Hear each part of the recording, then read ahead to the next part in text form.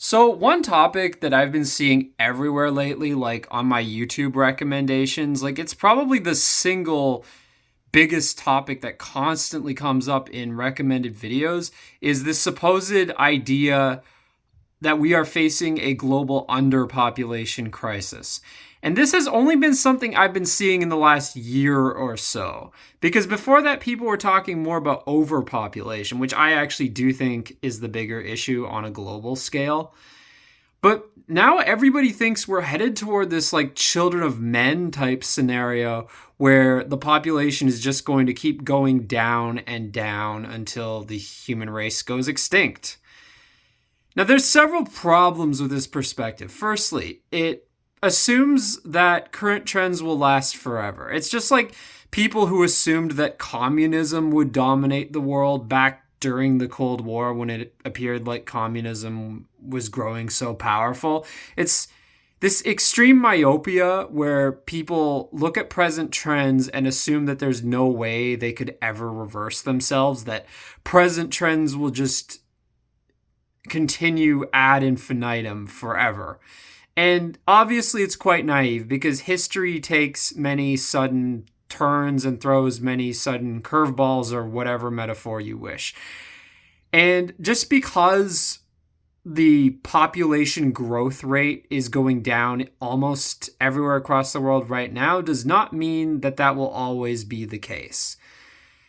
I mean, yes, it is true. Like, almost every country, the birth rate is declining. That's not to say that the population growth rate is negative in every country. Far from it. In many African countries, I think the average woman still has like 4 or 5 or 6 children. It's just that, oh, it's down from 6 or 7 or 8 or 9 children a few decades ago. But they are still seeing explosive population growth in sub-Saharan Africa and in some parts of the Middle East and North Africa and Central Asia, and a few countries in Southeast Asia and Latin America still, although to a lesser extent than before. But nonetheless, it is true that in most of the world, yes, birth rates are going down, with a few notable exceptions like Israel. Funny how Israel's the exception there. And also, for some reason, some of the stans like Kazakhstan and I think Uzbekistan and a few of the other former Soviet stan countries.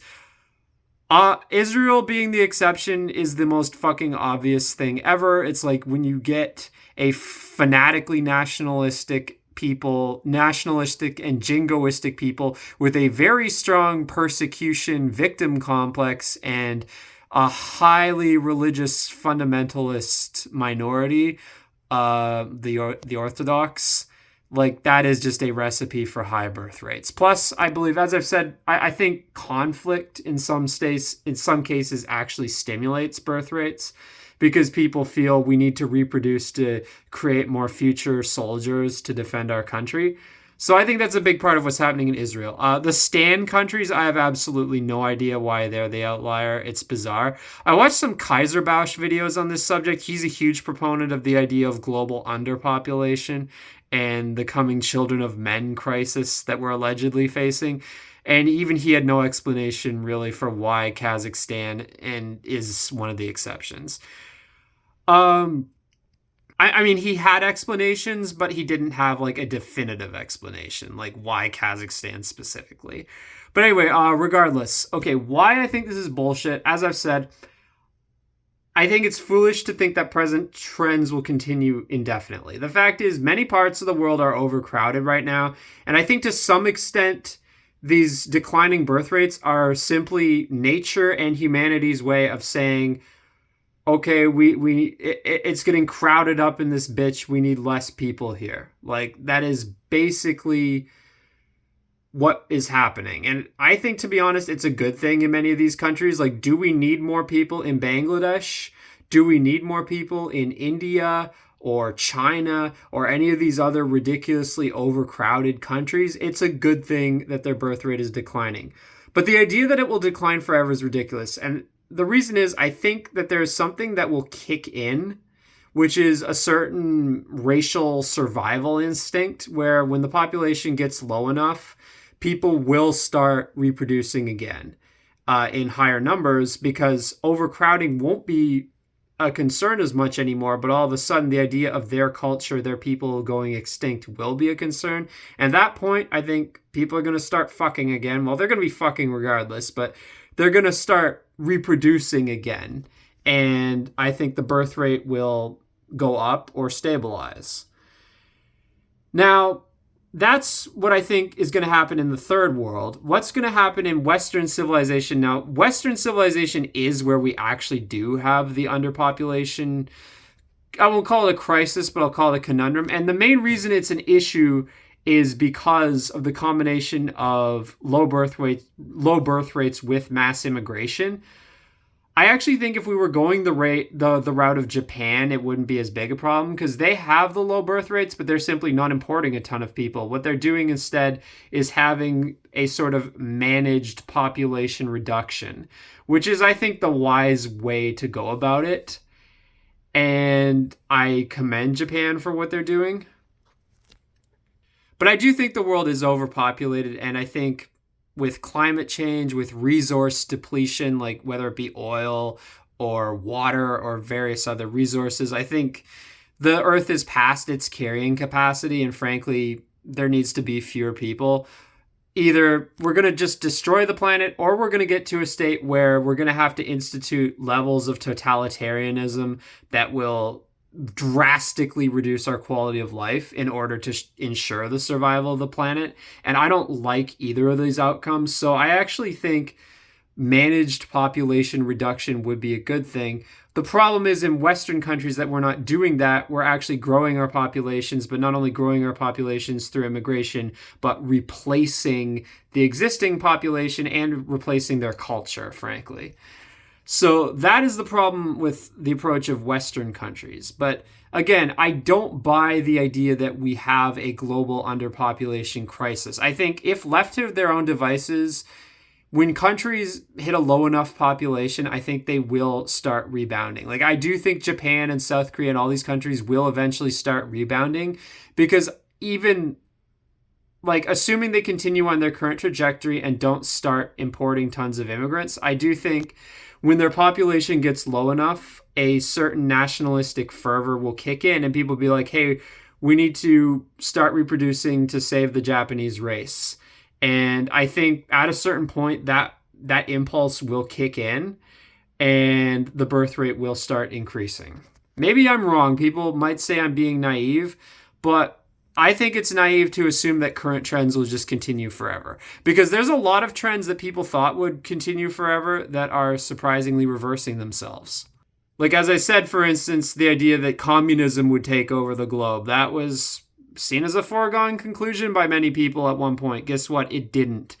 If anything, the world is becoming more capitalist.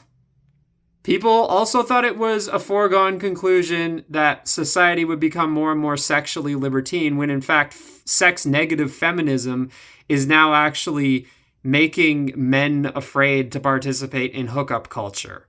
So again, there's many times where history throws curveballs and where trends that are thought to be unstoppable suddenly reverse themselves. I mean, fucking Hollywood is in decline lately.